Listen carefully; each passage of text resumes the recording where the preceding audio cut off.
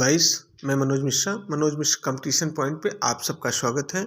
मित्रों, आज इस वीडियो के क्रम में हम लोग एक नया वीडियो लेके आए हैं जिसमें हम चाइल्ड डेवलपमेंट और पेडागॉजी पर कुल 10 क्वेश्चंस का अभ्यास करेंगे।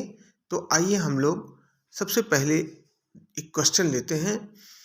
First question is, as a teacher who firmly believes in the social constructivist theory of Lev Vygotsky, which of the following methods would you prefer for assessing your students?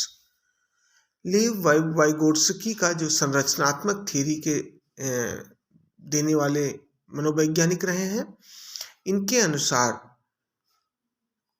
कि हम एक बच्चे के मूल्यांकन के लिए कौन सी विधि को प्रिफर करेंगे।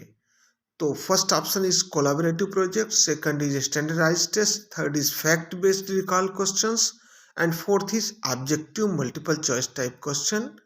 Then the right answer is collaborative projects.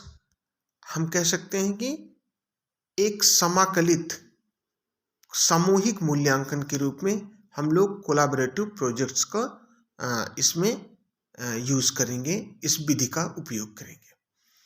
Second question is, according to NCF 2005 the role of a teacher has to be. राष्ट्रीय पाठ्यचर्या फ्रेमवर्क 2005 के अनुसार टीचर को किस रूप में माना गया है, वह किस रूप में शिक्षार्थी के लिए कारगर होता है। Then first option is authoritative, second is permissive, third is dictatorial, and fourth is facilitative. Then right answer is option number D. Teacher is a facilitator according to the NCF 2005. Next question is third question, in which research suggests that in a diverse classroom, a teacher's expectations from her students their learning. Then first option is have a significant impact on. Option number B is are the sole determinant of. Option number C should not be correlated with. Option number D do not have any effect on. Then the right answer is A, have a significant impact on. Then we can say research suggests that in a diverse classroom, a teacher's expectations from her student have a significant impact on their learning.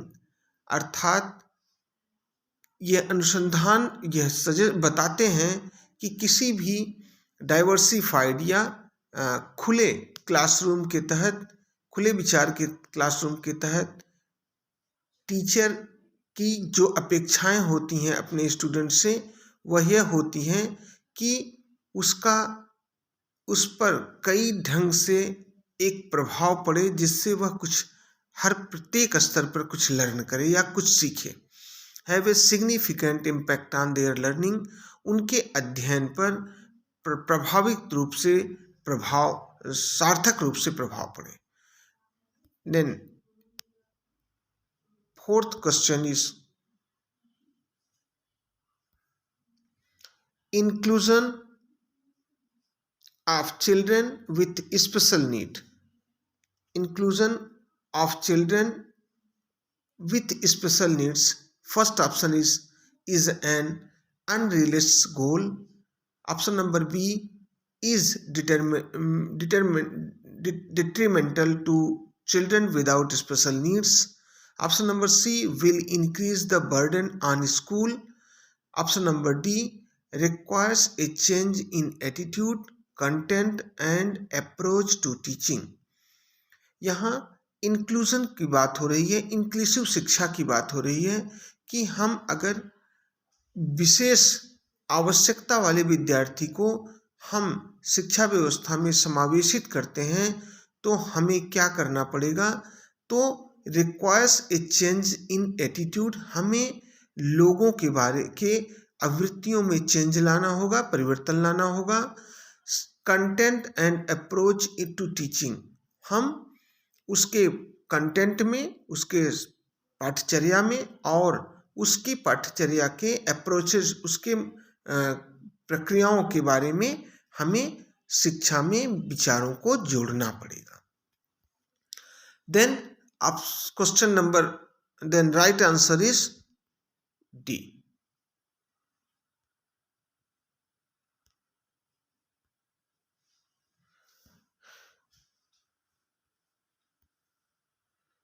Now we come on the question number 5. A teacher can enhance effective learning in her elementary classroom by, एक शिक्षक अपने प्राथमिक कक्षा में अपने शिक्षण को प्रभावी बना सकता है। By, option number A, offering towards rewards for small steps in children. Option number B, encouraging competition amongst student. Option number C, drill and practices. Option number D, connecting the content to the lives of the student. Then right answer is option number D, connecting the content to the lives of the student. अर्थात जो भी बातें हों उसको विभिन्न ढंगों, विभिन्न ज्ञान के संदर्भों को एक दूसरे से जोड़कर समझाने में अपनी कक्षा को वो प्रभावी तरीके से अधिगम परक बना सकते हैं। Now we see about the sixth question.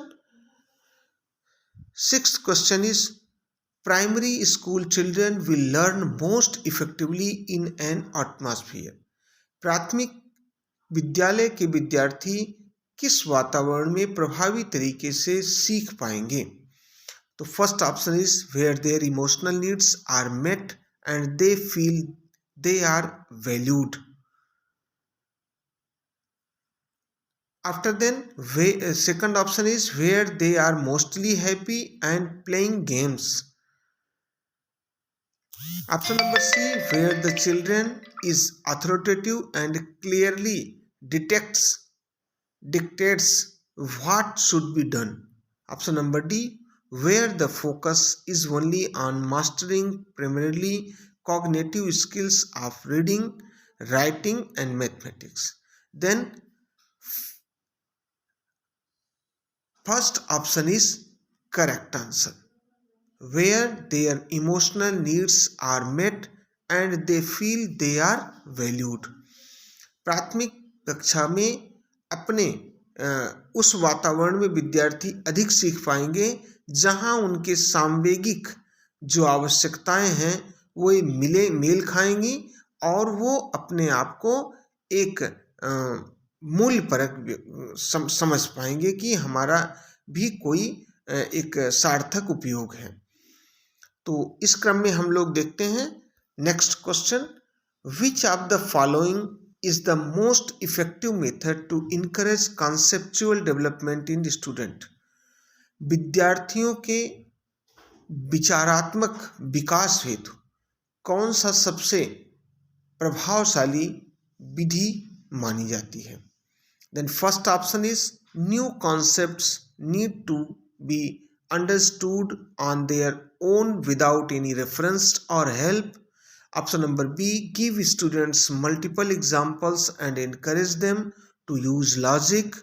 Option number C, replace the students' incorrect ideas and correct ones by asking them to memorize. Option number D, imposing your own views and ideas on the students and eliminating theirs. Then right answer is answer A, new concepts need to be understood on their own without any reference or help. अर्थात नए विचारों की आवश्यकताओं को समझाना और उनके अपने आप से समझना विदाउट एनी रेफरेंस और हेल्प, बिना किसी अन्य Then option number B is right. Give student multiple examples and encourage them to use logic. यहाँ ऑप्शन नंबर बी सही है. Option number B is right option.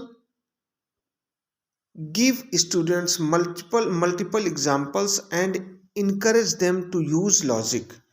विद्यार्थियों को विभिन्न उदाहरणों द्वारा उसे समझाया जाना और उनको तर्क करने के लिए उनको उत्साहित किया जाए, उनको प्रोत्साहित किया जाए कि अर्थात वो अपने अंदर के जो प्रश्न आ रहे हों उन प्रश्नों को अपने शिक्षक से पूछें और उस पर बातचीत करें. Next question is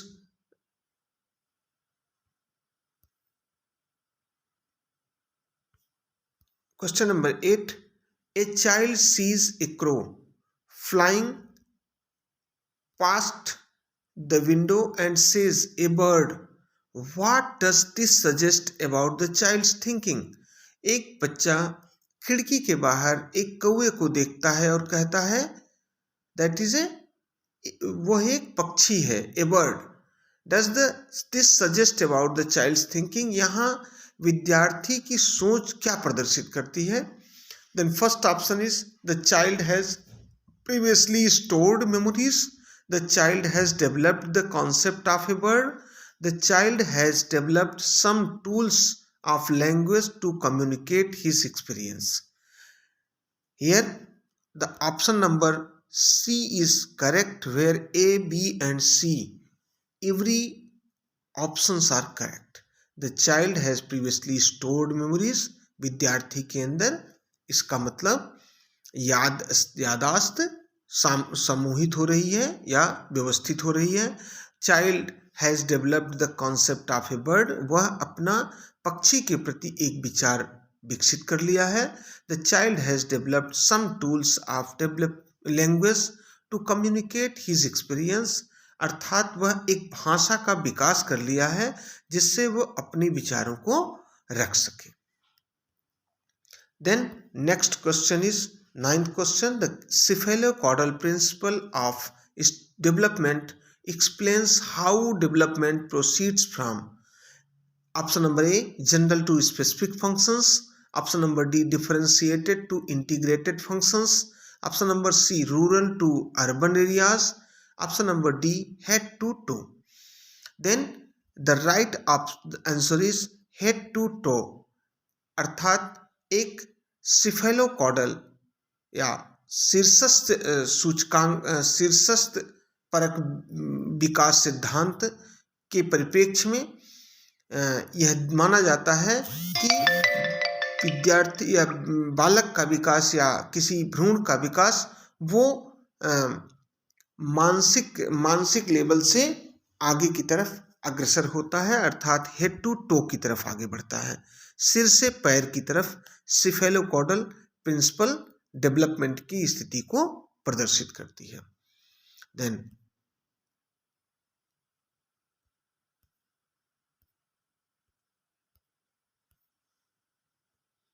question number 10 is a 5-year-old girl talks to herself while trying to fold a t-shirt.